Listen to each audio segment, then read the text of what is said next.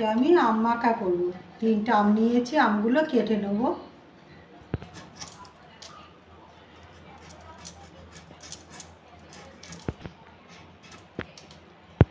আমটা খোসা ছাড়িয়ে নিয়েছি, এবার কেটে নেব।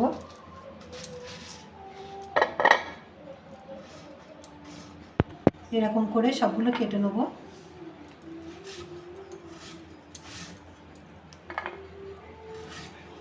সবগুলো আমার কাটা হয়ে গেছে।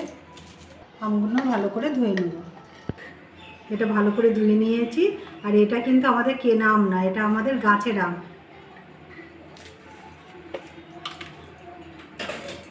একটু বিট লবণ দিয়ে দেবো, সামান্য একটু লঙ্কার গুঁড়ো দিয়ে দেবো। ভালো করে মেখে নেব।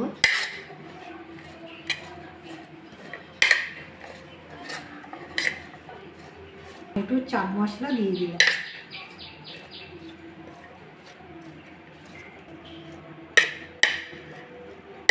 এরকম করে বাড়িতে করে খাবেন। খেয়ে ভালো লাগলে আমার চ্যানেলটাকে লাইক করবেন, শেয়ার করবেন, কমেন্ট করবেন, সাবস্ক্রাইব করবেন। ধন্যবাদ।